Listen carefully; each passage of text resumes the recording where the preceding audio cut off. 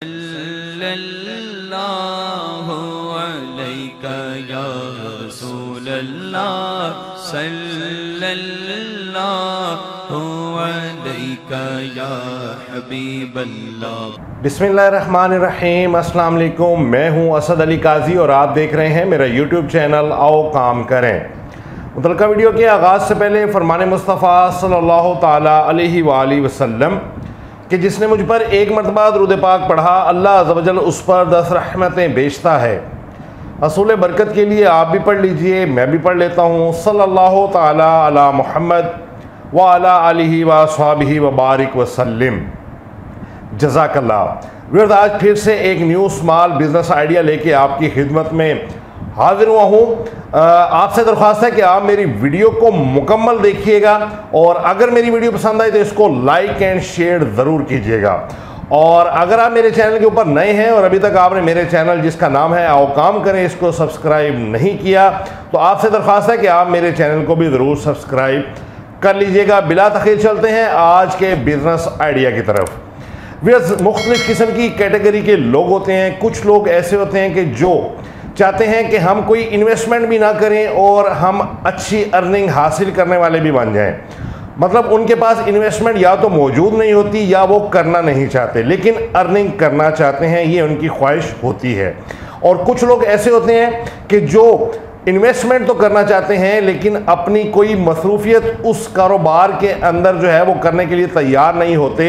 Investment करने के लिए तैयार होते हैं लेकिन टाइम देने के लिए, सरदर्दी लेने की उनके दिन में होता है कि हम कोई सरदर्दी वगैरह हमें ना लेनी पड़े, हम पैसे इन्वेस्ट कर देते हैं। और कुछ लोग ऐसे भी होते हैं कि जो इन्वेस्टमेंट भी करना चाहते हैं और अपना टाइम भी उस कारोबार के अंदर दे के तो अच्छी अर्निंग हासिल करना चाहते हैं। तो ये मेरी जो वीडियो है ये ख़ास तौर पे उन लोगों के लिए है कि जो इन्वेस्टमेंट नहीं करना चाहते या उनके पास इन्वेस्टमेंट सिरे से मौजूद नहीं है लेकिन वो अर्निंग करना चाहते हैं।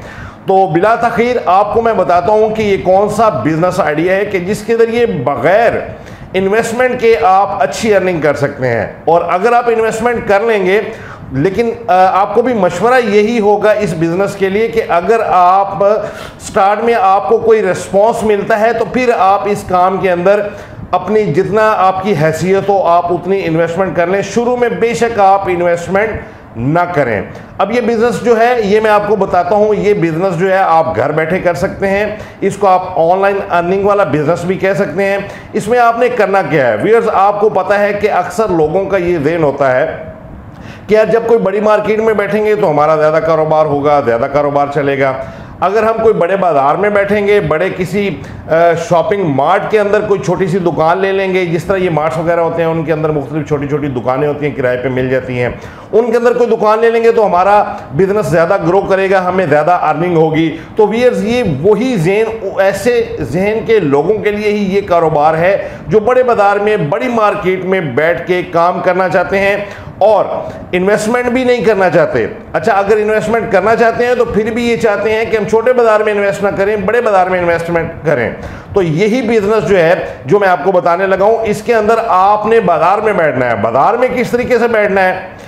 बाजार में इस तरीके से बैठना है व्यूअर्स कि आपको डिफरेंट किस्म की आपको ऐप्स का पता होगा। जिस तरह दराज वालों की ऐप है, जिसी तरह अली बाबा वालों की ऐप है, इसी तरह एक एप्लीकेशन है OLX। OLX से कौन वाकिफ नहीं है, लेकिन अक्सर लोगों के जहन में ये होता है कि OLX के ऊपर सिर्फ और सिर्फ सेकेंड हैंड चीज़ें जो हैं वो लोग फरोख्त करते हैं और अगर हमने कोई चीज़ सेल करनी है तो वो सेकेंड हैंड होगी तो हम उसके ऊपर अगर अपनी पोस्ट करेंगे या अपना ऐड देंगे तो वही हम इसके ऊपर सेल कर सकते हैं। लेकिन व्यूअर्स आपकी ये गलत फहमी है, ऐसा बिल्कुल भी नहीं है।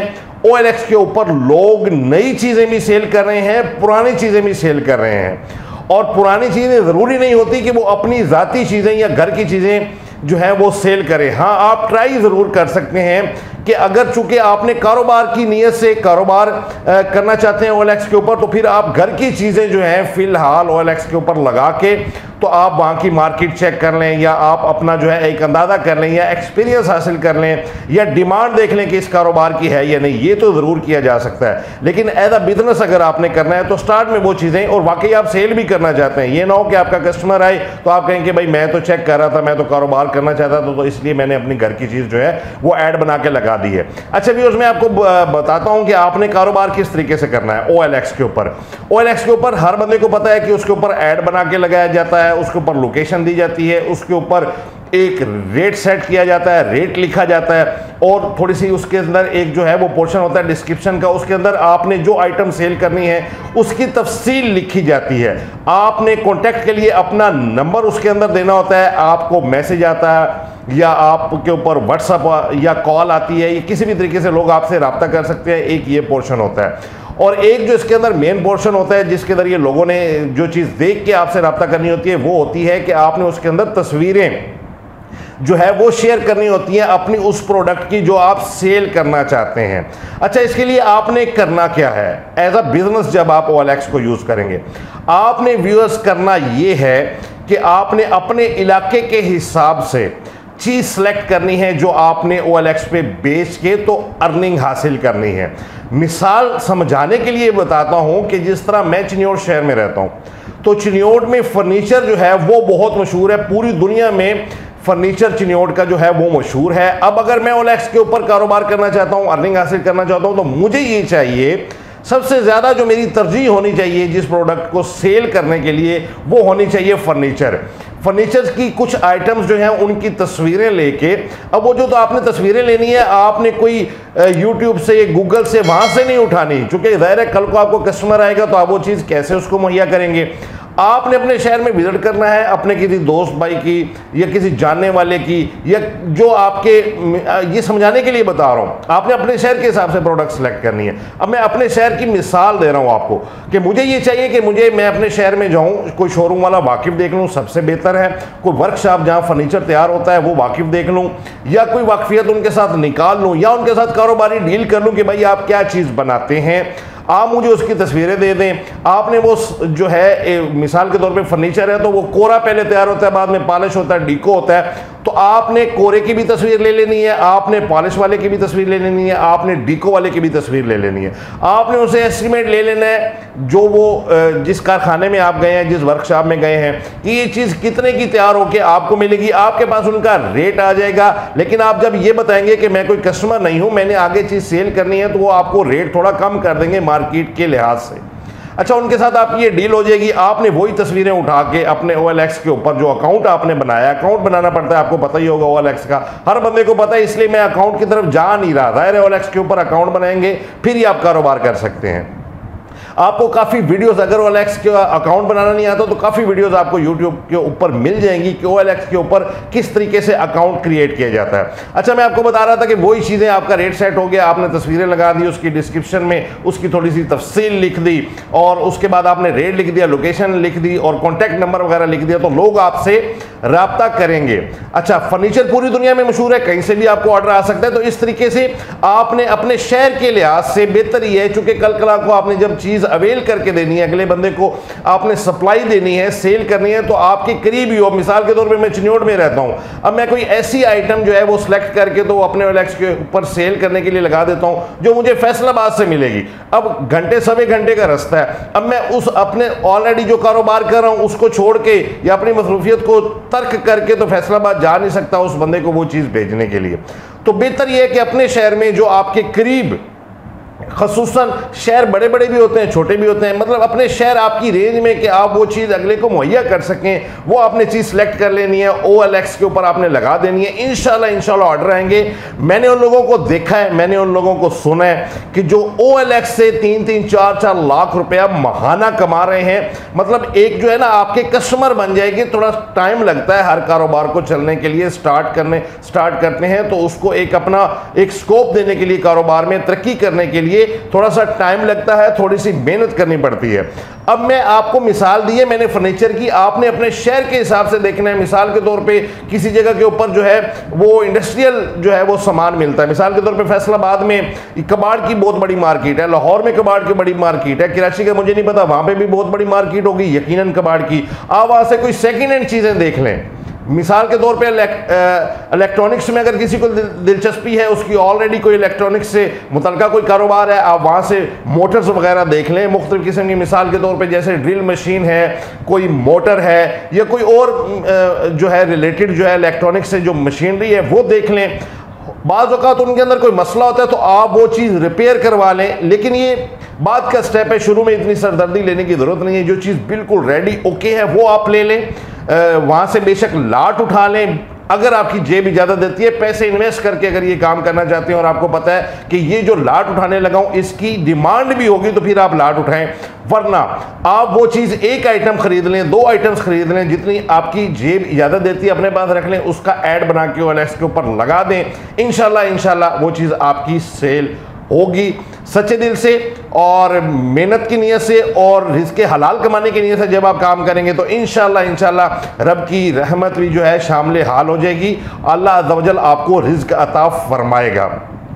अच्छा, दूसरा मैं आपको ये बताने लगा हूँ कि आपकी जेब इजाज़त देती है तो आप कोई चीज़ खरीद के लगा लें ऊपर। अगर जेब इजाज़त नहीं देती और आपकी रेंज में है वो चीज़, मिसाल के तौर पे आपको ऑर्डर होता है तो आप भाग के जाके वो चीज़ ले आएंगे, कस्टमर को भिजवा देंगे या उसको मतलब सप्लाई कर देंगे, तो फिर आपको इन्वेस्ट करने की भी ज़रूरत नहीं है। आप सिर्फ और सिर्फ उन चीज़ों की डिटेल ले लें, उन चीज़ों का रेट एक ले लें, होलसेल रेट जिसके ऊपर आपने लेके आगे सेल करना है, अपना प्रॉफिट रख के रेट लगा के OLX के ऊपर सेल कर दें। पैसे बेशक इन्वेस्टमेंट आप फिलहाल ना करें, कल कल को जब आपका कारोबार ग्रो कर जाएगा तो उसके बाद आप इन्वेस्टमेंट करके कोई बड़ी एक लाट उठाने वाली कर लें या कोई आइटम्स खरीद के रख के ऐड लगाने वाला आप जो है अपने कारोबार में मज़ीद जो है उसको ग्रो करने के लिए, या उसमें मज़ीद आप जब तरक्की करेंगे आपको अच्छा लगेगा कारोबार, आप सेटिस्फाइड होंगे कि हाँ यार इसके ज़रिए OLX के ज़रिए मैं पैसे कमा सकता हूँ, तो फिर आप पैसे इन्वेस्ट करें। फिर आप जितने आपकी हैसियत हो, तो जितना आपका दिल करे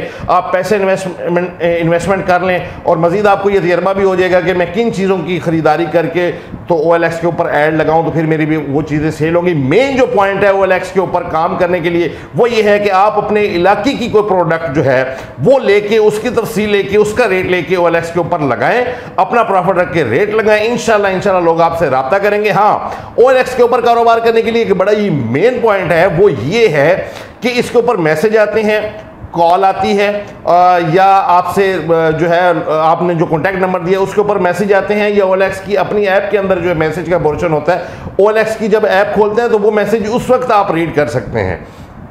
तो आपने सिर्फ और सिर्फ करना यह है कि अगर आप OLX के ऊपर काम करना चाहते हैं तो आपको फ़ोन के ऊपर बिल्कुल अलर्ट रहना चाहिए हर वक्त। यानी जब भी कोई मैसेज आए या बार बार आप OLX को चेक करें, मैसेज आए, कॉल आए तो आप अटेंड करें। कस्टमर आपका, जिस कस्टमर ने आपसे रब्ता किया और आपने उसको फौरी जवाब दे दिया, चाहे हाँ दिया चाहे ना दिया, चाहे उसने जो आपको ऑफर कराई रेट की आपको पसंद है, आपने यस करना है, आपको पसंद नहीं है आपने नो करना है, लेकिन आपने रिप्लाई फौरन करना है, फिर आपका व्यवहार बन सकता है और फिर वो कस्टमर जो है ज़्यादा चांस है कि वो आपसे आपकी जो प्रोडक्ट आपने जिसका ऐड लगाया वो चीज़ सेल हो जाए। व्यूअर्स, उम्मीद है आपको मेरा ये आइडिया और मेरा ये जो कारोबारी, एक ज़ाहिर है मैंने एक हिंट देना होता है या एक तवज्जो दिलानी होती है कि इस तरीके से भी पैसे कमाए जा सकते हैं। उम्मीद है आपको मेरा ये बिजनेस आइडिया पसंद आया होगा। अगर आपको मेरी वीडियो, मेरा ये बिजनेस आइडिया पसंद आया तो इसको लाइक एंड शेयर ज़रूर कीजिएगा, और मेरा चैनल जिसका नाम है आओ काम करें, इसको भी ज़रूर सब्सक्राइब कर लीजिएगा। और मेरे चैनल का जो स्लोगन है कि फारिग नहीं रहना काम करना है, इसको भी आपने नहीं भूलना। अभी तक के लिए इतना ही। असद अली काजी को इजाज़त दीजिए। खुदा हाफिज़।